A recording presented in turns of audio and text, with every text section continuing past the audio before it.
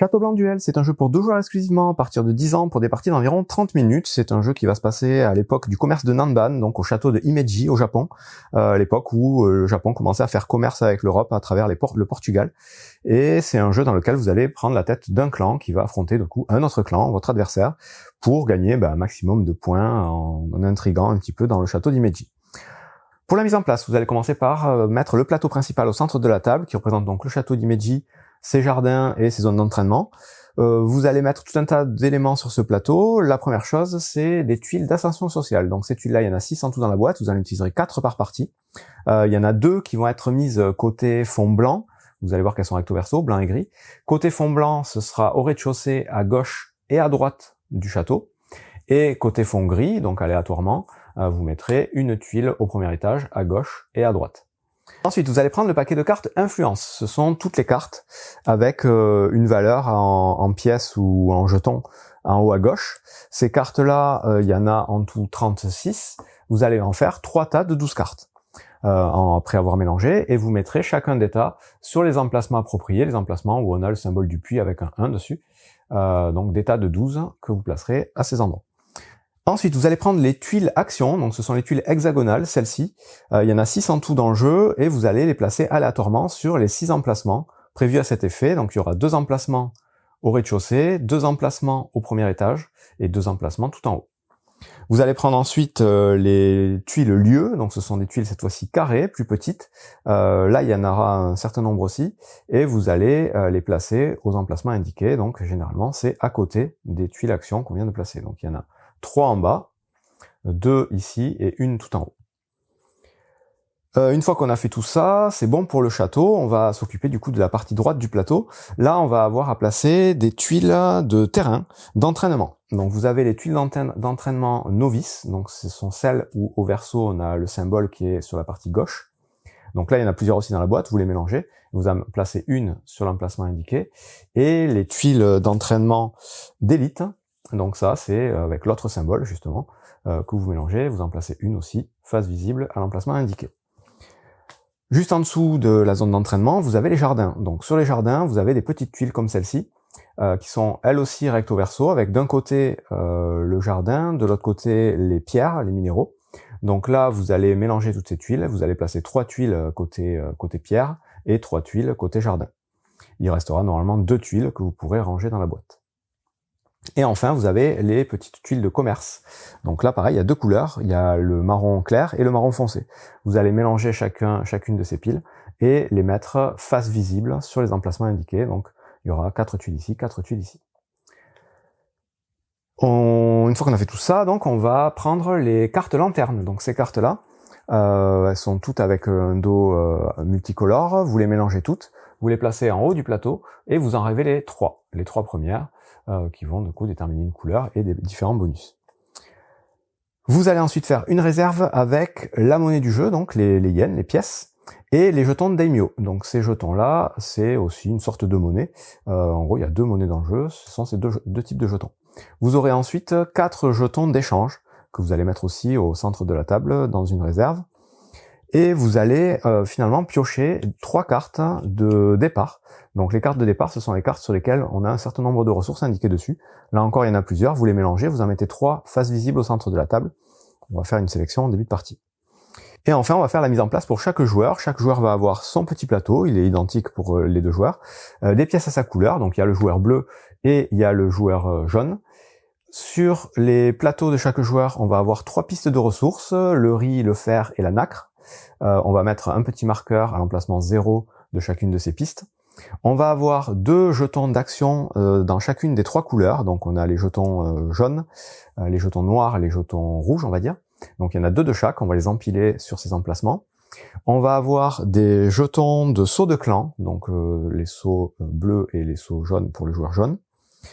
Et on va avoir ensuite donc des petits éventails qu'on va mettre tout en haut à côté de l'emplacement 1. Donc ça, ce sera la piste de points de victoire. Donc un pour chaque joueur.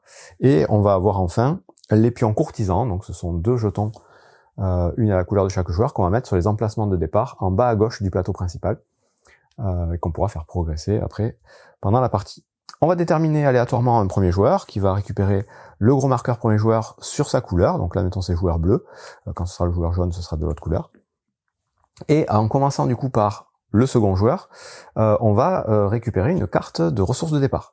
Donc le second joueur va choisir la carte qui l'intéresse, la prendre, gagner les ressources indiquées dessus. Donc là, on voit qu'on peut gagner 3 éventails. Donc les éventails, ce sont les points de victoire. Quand ils seront sur fond rouge, c'est les points de victoire qu'on gagne immédiatement pendant la partie. Quand ils seront sur fond jaune, ce sont des points de victoire de fin de partie. Donc là, s'il prend cette carte, il va gagner 3 points de victoire, donc le joueur jaune. Il va lancer son petit marqueur sur 3. Il va gagner 2 fers, donc il va faire monter son marqueur de ressources de fer de 2. Il va gagner 2 pièces. Et les pièces, il va les stocker sur son plateau personnel aux emplacements indiqués en haut du plateau. Donc on a au total 10 emplacements, on ne pourra jamais dépasser.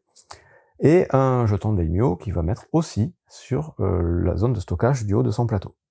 Une fois qu'il a récupéré toutes les ressources sur le verso de le recto de la carte, il va retourner la carte et la placer à côté, à droite de son plateau, sur la ligne des lanternes correspondant à la couleur de la carte. Donc là, c'est une carte rouge, il la met sur la ligne rouge, il y a la ligne noire et la ligne blanche juste en dessous. Ensuite, c'est le premier joueur qui récupère une des cartes restantes, donc moi je vais récupérer, admettons, celle-ci.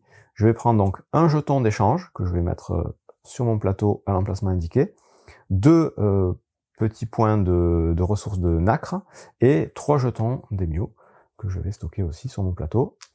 Et comme l'autre joueur, une fois que j'ai récupéré mes ressources, je retourne la carte, celle-ci elle est noire, je la mets sur ma ligne de lanterne noire, et ça va me donner des bonus. La dernière carte est défaussée, et une fois qu'on a fait tout ça, on est prêt à commencer la partie. Donc une partie de Château Blanc Duel va durer 2 grandes manches. À chaque manche, on va placer 6 jetons, donc on va faire 6 actions. Et donc à la première manche, on va prendre les jetons de notre plateau personnel, on va les envoyer sur le plateau principal. Et à la seconde manche, on va récupérer les jetons qui sont sur le plateau principal pour les placer sur notre plateau personnel. Donc on va faire ça alternativement en commençant par le premier joueur. On va faire donc les 6 premières actions, puis le premier joueur va tourner et on va faire les 6 autres actions donc en récupérant les jetons. Et une fois qu'on aura fait toutes ces actions, on passera un décompte de fin et on va compter les points. Celui qui aura le plus de points sera déclaré vainqueur. Donc plus concrètement, comment ça va se passer? On va tout simplement, au début de chaque tour, donc en commençant par le premier joueur, faire au total 4 étapes à son tour. La première étape, elle est facultative, elle consiste à éventuellement utiliser des jetons d'échange qui vont permettre d'échanger la position de tuiles d'action sur le plateau du château d'Himeji. Donc là, moi j'en ai un jeton, si je veux, au début de mon tour, avant même de commencer, je peux décider d'intervertir 2 jetons d'action, comme ça, sur le plateau, pour après pouvoir me placer sur les actions qui m'intéressent. Donc ça, c'est facultatif, on peut le faire à son tour si on a un jeton de ce type-là sur son plateau. On le défausse et on fait ça. Ensuite, l'action obligatoire, c'est l'action qui va consister à placer un de ces jetons lanternes sur le plateau. Donc là, je vais choisir donc soit un jeton rouge, soit un noir, soit un blanc en début de partie, et je vais le placer sur une des tuiles lieux, donc des petites tuiles carrées qu'on a mis au début de la partie, sur le château. La règle principale, c'est que je ne peux recouvrir une couleur que par une couleur différente. Donc là, par exemple, c'est une couleur blanche, je pourrais pas y mettre mon marqueur blanc par-dessus. Je suis obligé de mettre un marqueur noir ou rouge. Ici c'est le noir, je peux pas mettre le noir, ici c'est le rouge, je peux pas mettre le rouge. Donc là, admettons, je prends mon pion rouge, et je peux très bien le mettre, admettons, à cet endroit-là. Au moment où je vais recouvrir une couleur, donc là je recouvre du blanc, je vais tout de suite, c'est la troisième étape du tour, activer toute la ligne de lanterne correspondant à la couleur que je recouvre. Donc là j'ai recouvert du blanc, je vais activer la ligne blanche, donc là je vais gagner un point de ressources de nacre. Si j'avais recouvert le noir, j'aurais gagné un point de fer plus une pièce, puisque là j'ai rajouté une carte, ça améliore mon bonus de cette couleur. Donc on place un jeton, la couleur qu'on recouvre, on en active la ligne sur la droite de son plateau, et ensuite, dernière étape de son tour, on va effectuer les 2 actions qui sont de part et d'autre du jeton qu'on vient de placer. Donc là j'ai placé mon jeton ici, la première action à gauche c'est éventuellement acheter la carte qui est présente, et l'action de droite c'est l'action de commerce qui est ici, que je vais pouvoir expliquer. Si je m'étais placé à cet endroit-là, j'aurais pu faire l'action de commerce et l'action du château ici. Ici, c'est une carte et l'action ici. Ici, c'est la carte et l'action ici. Et vous avez compris à peu près comment ça se passe. Donc voilà, je récapitule à son tour. Première étape, on peut défausser un jeton d'échange pour intervertir des tuiles d'action. Deuxième étape, on prend un des jetons disponibles de son plateau, on le place sur le château en le plaçant par-dessus une couleur différente. Donc là, c'est du blanc, je peux y placer du rouge ou du noir, je peux pas y placer du blanc. Et plus tard, quand ce sera notre joueur de jouer, s'il veut venir se placer sur cet emplacement-là, il a tout à fait le droit, mais il est obligé de mettre une couleur différente du pion qui est en dessous, et même de tous les pions qui sont en dessous. Donc là, il pourrait mettre par exemple du blanc, il s'est placé par-dessus du rouge, donc il va activer sa ligne rouge de bonus, et ensuite il fera donc ces deux actions, et plus tard, on pourra encore venir se placer ici, mais la seule possibilité, c'est de jouer un jeton noir, puisqu'il y a déjà le rouge et le blanc, et on ne peut avoir qu'un jeton de chaque couleur sur chaque tuile lieu. Donc voilà, on se place, on active sa ligne, et on fait les deux actions qui sont de part et d'autre.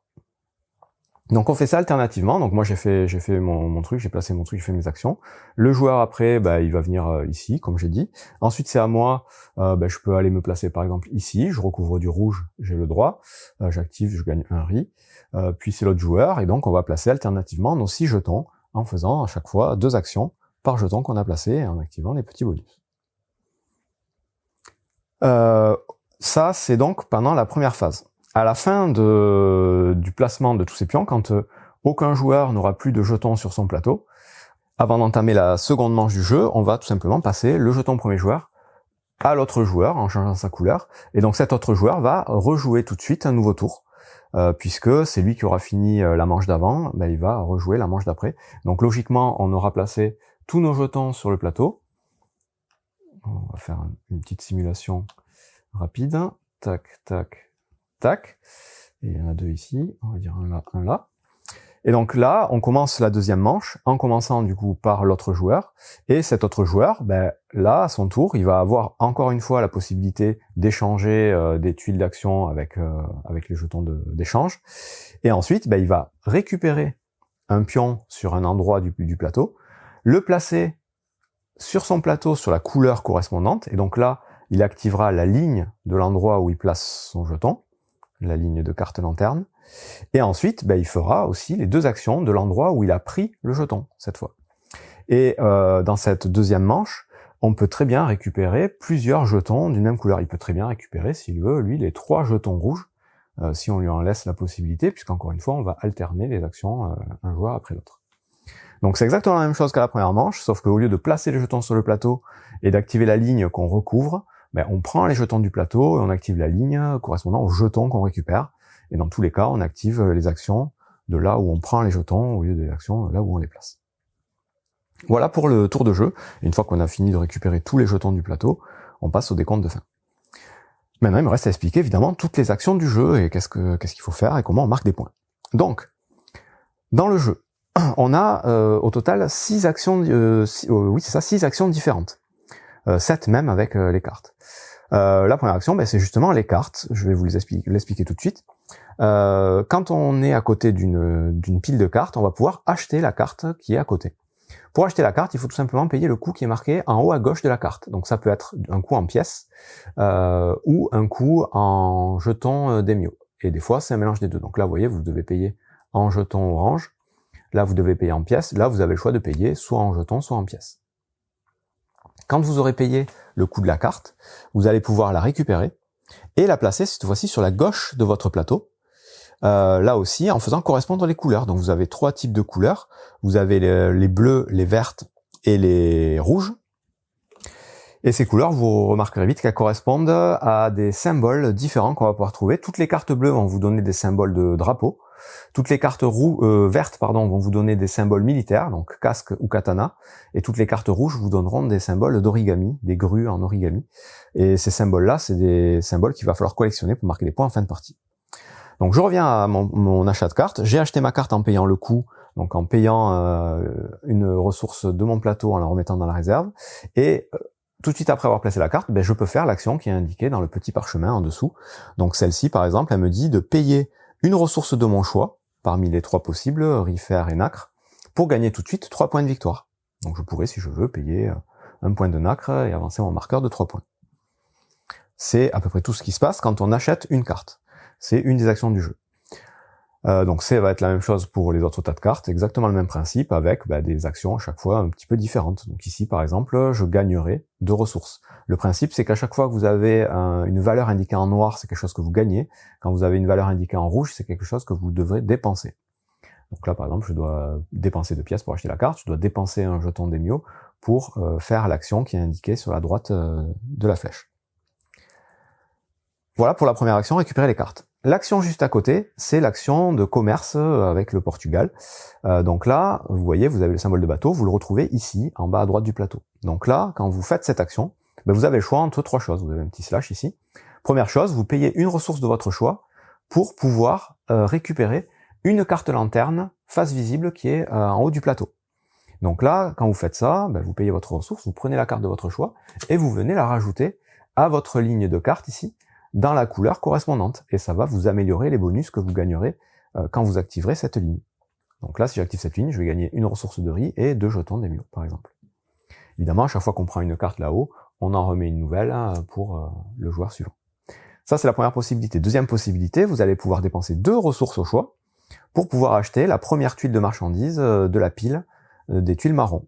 Et cette tuile, vous la mettez à côté de votre plateau, ça vous donnera des petits symboles ou des petits bonus pour la partie. Dernière possibilité, vous allez pouvoir payer cette fois-ci 5 ressources de votre choix parmi les ressources que vous avez sur votre plateau pour récupérer une tuile marron foncé qui est plus intéressante logiquement, avec plus de symboles et plus de choses sympathiques. Voilà, c'est l'action de commerce. L'action juste à côté, c'est l'action d'ascension sur le château d'Himeji. Donc vous avez le château d'Himeji ici, vous retrouvez le symbole ici à gauche, et donc on vous dit que pour cette action, vous avez 2 possibilités. Soit vous payez 2 ressources de nacre pour faire avancer votre personnage de 1 case, soit vous payez directement 5 ressources de nacre pour le faire avancer de 2 cases. Là, le premier joueur qui fera cette action, il aura la possibilité de monter sur la partie gauche du château ou sur la partie droite. Donc admettons, je suis le premier joueur à faire cette action, je vais pouvoir placer mon personnage soit sur cette piste, soit sur celle-là. Si je dépense 2 nacre, je vais avancer d'1 case, donc je vais mettre sur la première case de l'échelle ici, et je vais gagner évidemment les ressources que je recouvre. Donc là, je gagnerai 2 pièces. Si jamais je décide d'avancer de 2 cases, je vais avancer directement sur la deuxième case, mais là, il n'y a rien dessus, donc je ne gagne rien. On ne gagne que les bonus de la case sur laquelle on s'arrête. Si on avance de 2 cases, on saute les bonus et on ne les gagne pas. Et donc on va monter petit à petit, là il y a 3 cases ici, quand je serai sur la 3e case ici, et que je devrais monter, je passerai sur l'étage supérieur, et je continue à monter comme ça, jusqu'au dernier emplacement qui est imprimé sur le plateau, tout en haut ici. Le fait d'avancer sur cette piste, ça va vous donner des bonus donc sur les différents étages, et ça va vous donner aussi un multiplicateur de points de victoire pour les drapeaux en fin de partie. J'y reviendrai tout à l'heure. Et donc à partir du moment où un joueur est monté sur une piste, l'autre, quand il va faire cette action, il sera obligé de monter sur l'autre côté du château. On ne peut pas monter sur la même piste. Voilà pour l'action du château d'Himeji ici. L'action qui se trouve ici avec un x2, c'est une action qui va vous permettre de retourner les cartes que vous avez éventuellement achetées pendant la partie. Donc vous pourrez en retourner 2 directement. Les cartes, quand vous les placez face visible avec le coup d'achat en haut à gauche. Grâce à cette action, vous pourrez les retourner pour pouvoir activer les symboles qui sont au dos de la carte. Ces symboles-là, ils sont rappelés sur la droite de la carte à chaque fois. Donc vous voyez ici, vous avez 3 drapeaux. Si vous la retournez, il y aura 3 drapeaux derrière. Mais ils ne sont pas actifs tant que vous n'avez pas retourné la carte. Celle que j'ai achetée, il y avait 2 drapeaux. Ils ne sont pas encore actifs. Il faut que je fasse l'action de la retourner pour que ces drapeaux soient comptabilisés en fin de partie.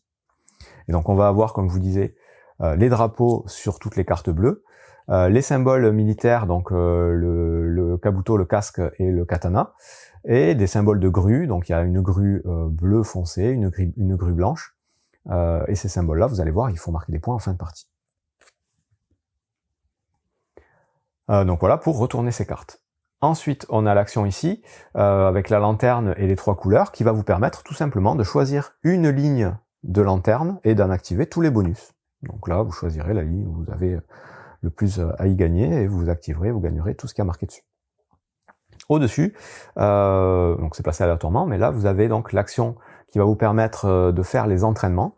Donc c'est avec le petit drapeau ici. Quand vous ferez cette action, ben, ça se passe en haut à droite du plateau, vous avez le même symbole, hein, vous retrouvez l'iconographie plutôt bien faite.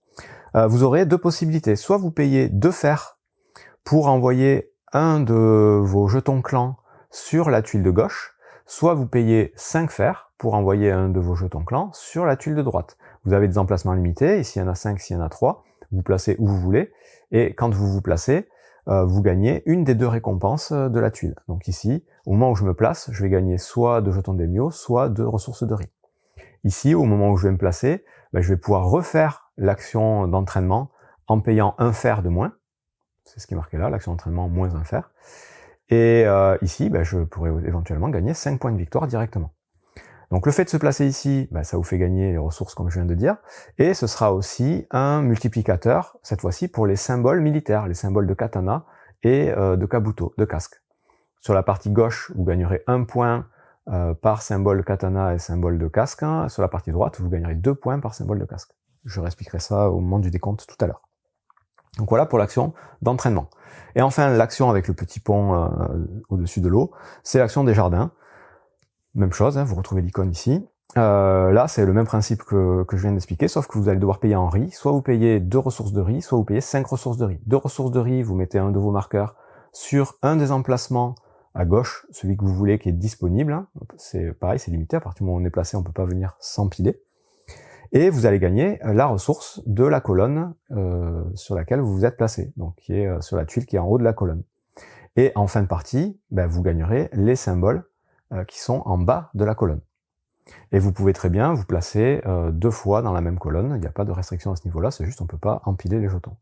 Donc de ce côté-là, ben, on gagne pas beaucoup de symboles en bas, de ce côté-là, on gagne des symboles plus intéressants en bas, et les ressources, ben, c'est des tuiles aléatoires, donc il faudra voir.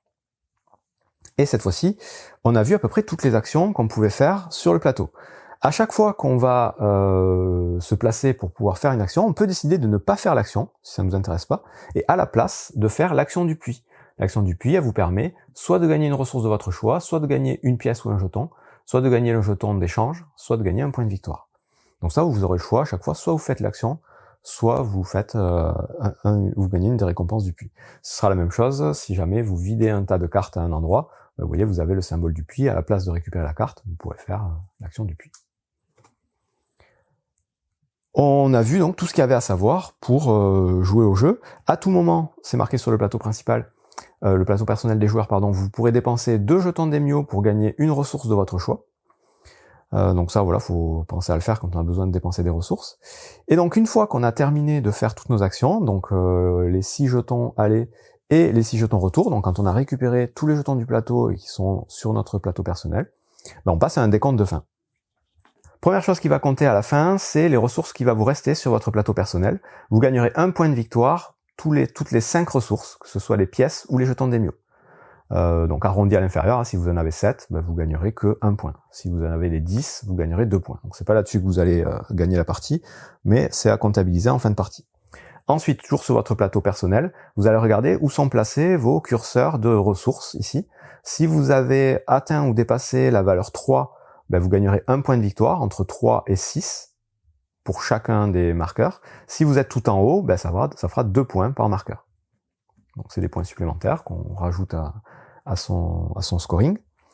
Ensuite, on va regarder tous les symboles de drapeau que vous avez autour de votre plateau, donc que ce soit sur les cartes bleues que vous avez à gauche de votre plateau, éventuellement sur les jetons marchandises que vous avez réussi à collectionner, et sur les pistes du jardin. Donc si vous avez des marqueurs sur les pistes où il y a des drapeaux, ben, vous gagnerez autant de drapeaux que vous avez de marqueurs au-dessus. Donc là, si vous avez 2 jetons ici à votre couleur, vous gagnerez 2 drapeaux supplémentaires. Ici, si vous en avez 2, vous gagnerez 4 supplémentaires.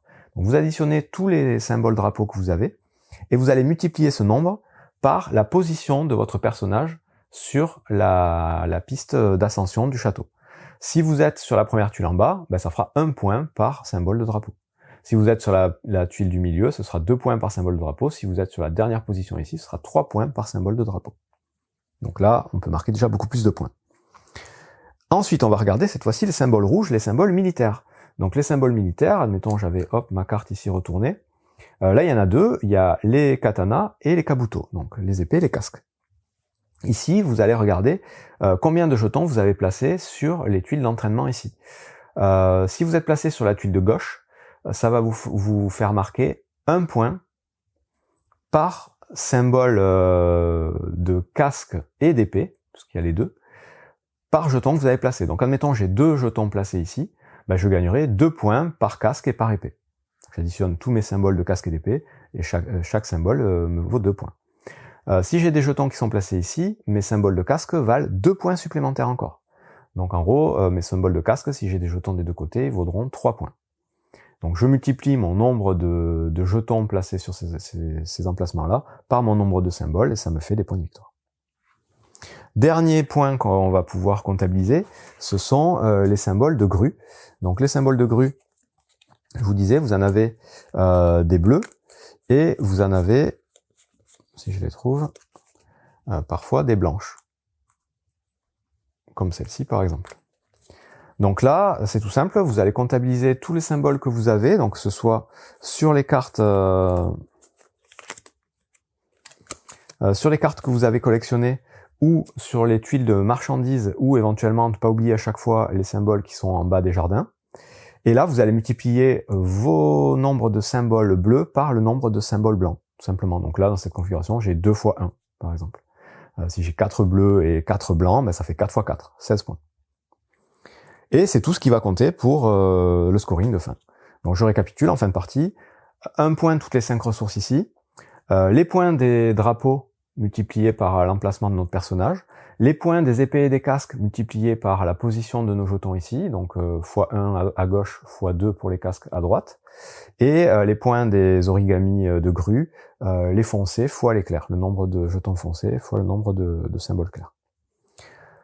Vous avancez à chaque fois donc sur cette piste. Quand vous dépassez les 40, vous prenez un jeton plus 40. Si vous redépassez encore les 40, vous retournez le jeton à 80. Et celui qui aura le plus de points à la fin sera déclaré vainqueur. Si à égalité, c'est le joueur qui aura placé le plus de jetons sauts sur la partie droite du plateau qui est déclaré vainqueur. S'il y a encore égalité, c'est celui qui sera monté le plus haut sur la piste du château. Sinon, on se partage la victoire. Et c'est tout pour les règles de Château Blanc Duel, qui est effectivement un excellent jeu à deux. Alors j'ai jamais joué à la version multijoueur de Château Blanc, donc je peux pas vous faire le comparatif, mais celui-là je l'ai trouvé vraiment très intéressant. C'est très court, ça dure vraiment à peu près 30 minutes. Il va falloir faire des choix, c'est assez rapide, mais c'est très très intéressant, il y a plein de possibilités, et c'est un jeu que j'ai trouvé tout à fait sympathique. Bon jeu!